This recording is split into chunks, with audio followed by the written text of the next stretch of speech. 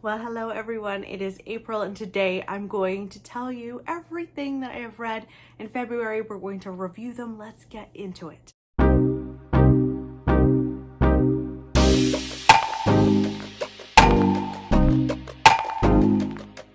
So I have 8 books that I read in February. We are going to change it up a little bit and I'm going to do it by genre this time. Let me know in the comments below if you like me to wrap it up by genre or by star rating. I'd love to know your thoughts. But today we're doing genre and we're gonna start with sci-fi. I read a lot of sci-fi dystopian stuff. So let's start with Kindred by Octavia Butler. I'm so glad that I finally read this book. This was sent to me by Louise. Thank you so much, Louise. I really appreciated it. And you know, I figured out that it's a classic for a reason. I ended up giving this 4 stars. This follows a woman named Dana. She is living in the 1970s. She is married to a white man. She is a black woman. And she's transported. This is a time travel book that didn't make me mad because a lot of the time those books make me mad. So Dana finds herself back in time again and again and again in the antebellum South, and she needs to save a white plantation owner. She first meets him when he's a boy, and then as he grows up, she keeps going back to save his life repeatedly. And because she's black, when she goes back to these times, she has to live as a slave would, and it's very, very difficult on her. And she gets very attached, of course, to all of the people there. Now, when she goes back to save this white boy, she realizes over the course of the book why she does that. There is a link between him and her, and he has to live. Now, with time travel books, you need to suspend disbelief. And I did. I found it really easy to understand why she's going back in time again. And that's a really hard thing for an author to do, for sure. And she did it flawlessly, I thought. I loved how this explored white greed and also white privilege. You see white greed in this white boy who's had everything, you know, handed to him on a silver spoon and thinks that other people's lives are nothing or should cater exclusively to him because he is white and they are black. And I also loved that Octavia explored white privilege with Dana's own husband.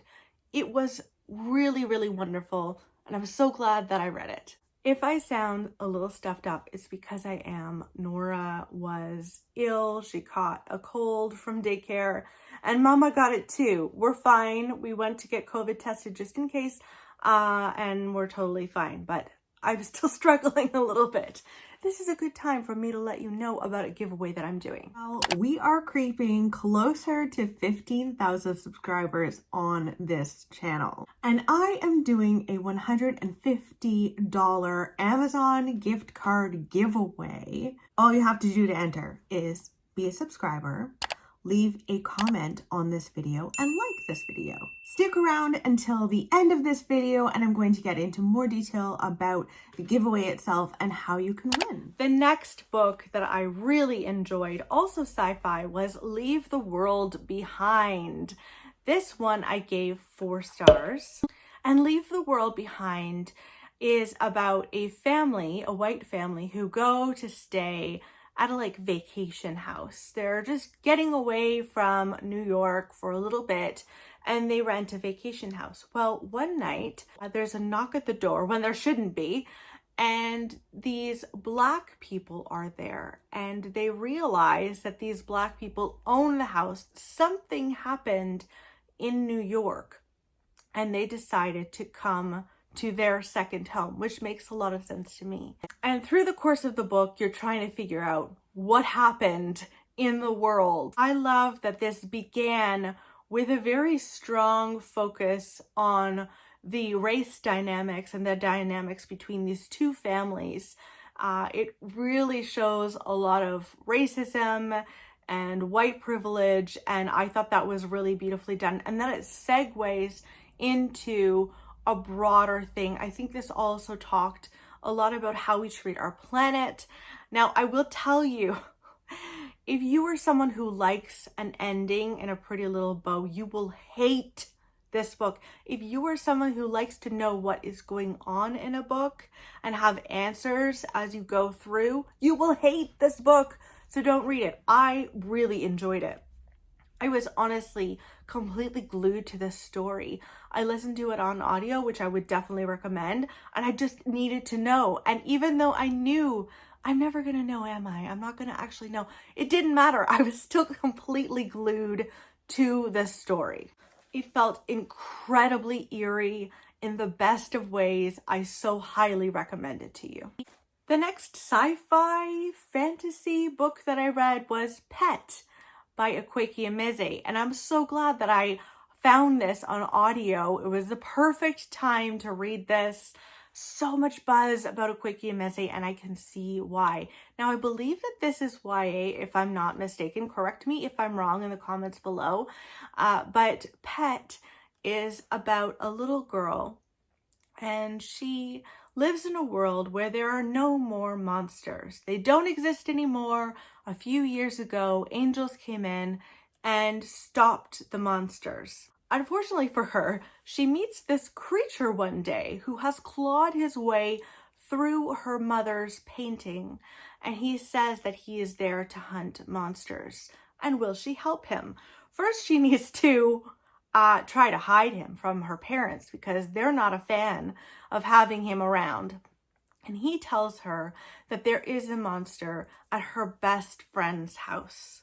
And so she goes along with Pet, which she names this creature, to try and find the monster. I think this is a really good book for fans of When a Monster Calls. This kind of does a very similar thing to that book, but explores abuse, and it explores how easy it is for people to look the other way when there is abuse happening. And it's so easy for monsters to hide themselves, appear to be wonderful people. And it explores all of that in this book with this little girl. And I just thought it was beautifully, beautifully done. I'm so glad I read it. I ended up giving it 5 stars because it was just so good. So next we're moving into a historical fiction book that also blends historical fiction with kind of sci-fi fantasy, and that is The Underground Railroad by Colson Whitehead. Colson did it again. I loved this. I gave it 5 stars for very good reason. Oh my goodness, this man can do no wrong. No wrong. So The Underground Railroad follows a Black enslaved woman named Cora. She lives on a plantation with other slaves. Her mother has recently, in recent years, escaped and left her behind, and she's trying to survive. And one day, another enslaved man comes to her and says, I want to escape and I want to go with you. And after some coaxing, she agrees to go with him. And it is their journey trying to escape. Now, the Underground Railroad, of course, plays a big, huge role in this book. And the Underground Railroad is imagined to be an actual railroad that exists underground, which was so inventful.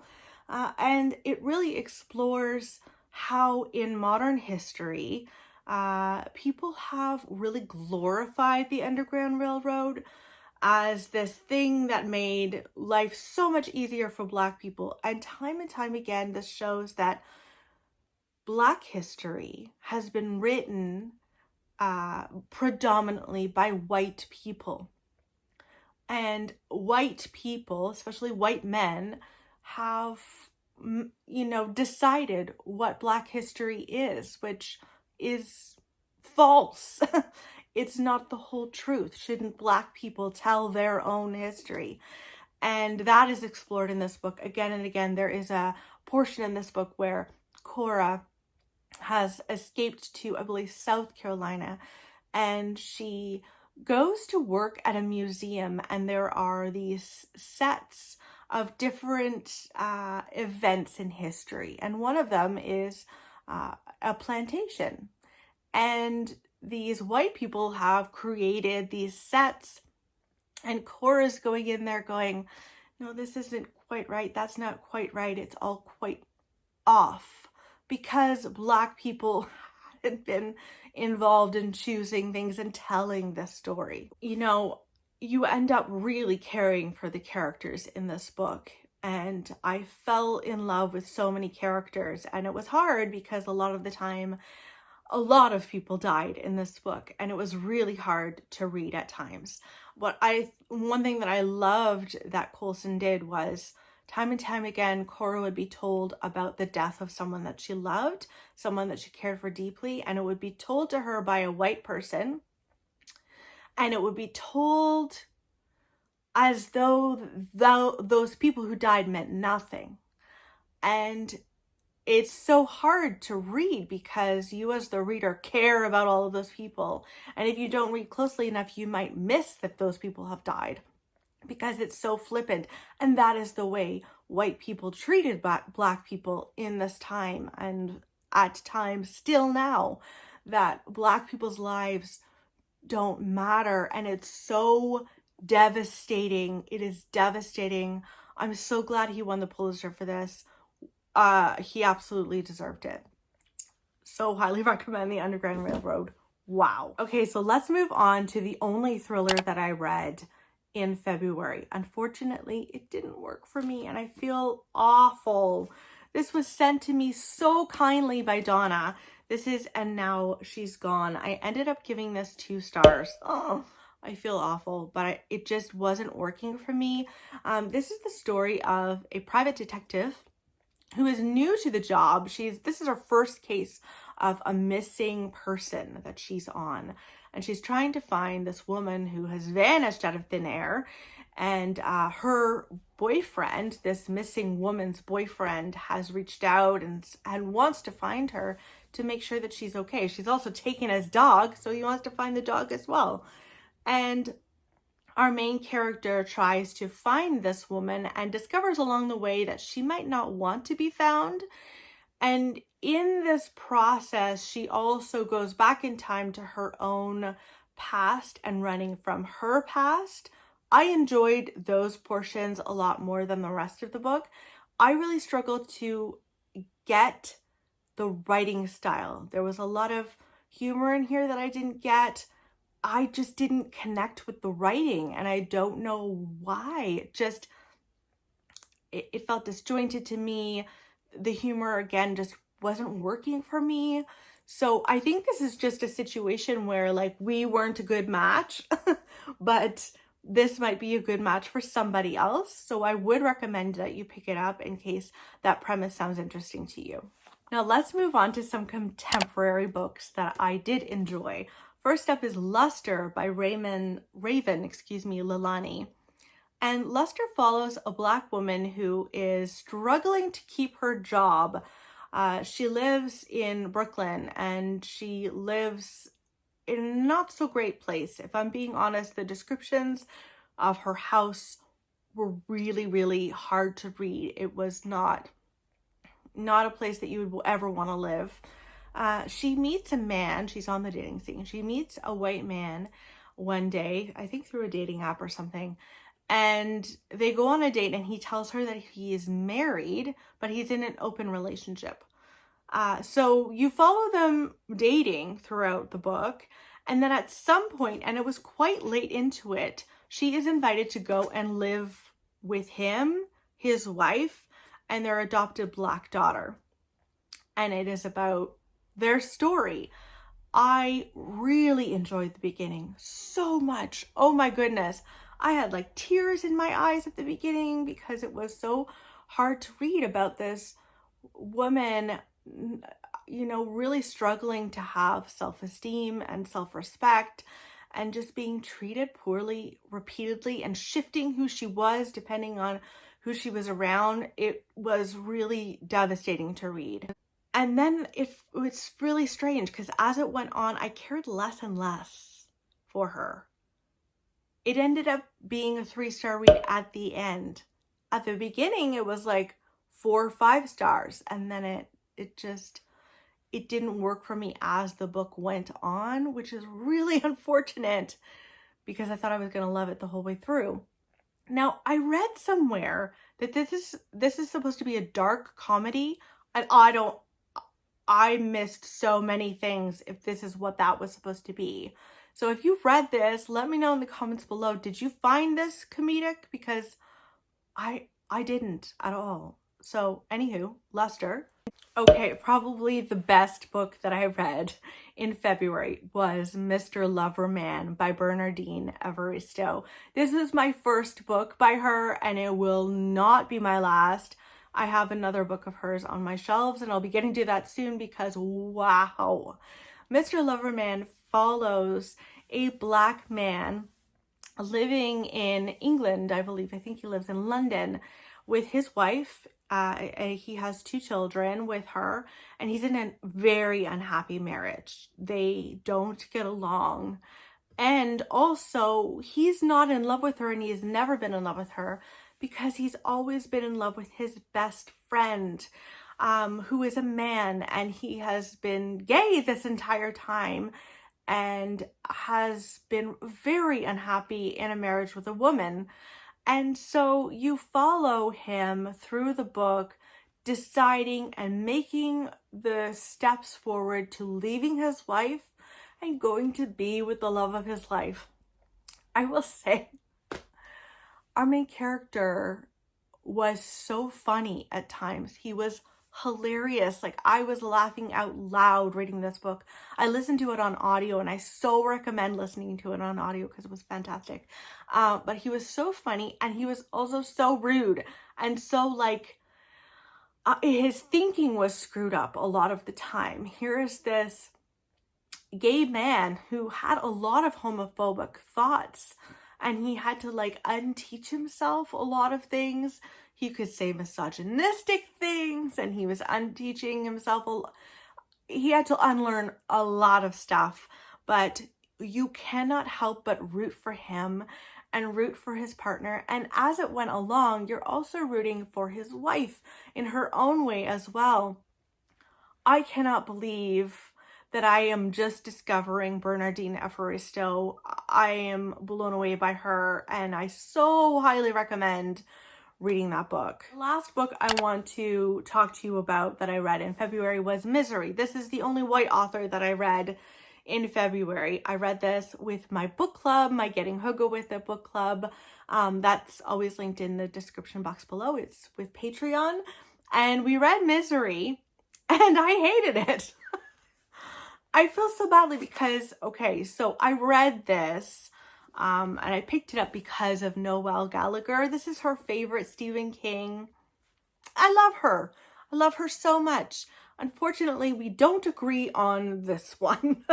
I'm sorry to say. Misery follows a writer who is in a car crash, and he's badly injured. Luckily and unluckily for him, he is rescued by a woman named Annie, who has been a nurse in the past, and she nurses him back to health.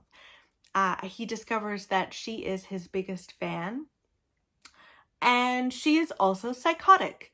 And throughout the course of this book, Annie makes him write a new book in a series that she loved, which had come to an end, and he has to write it. And it is about the tension between them. I have to say I was very bored reading this, and I much preferred the movie.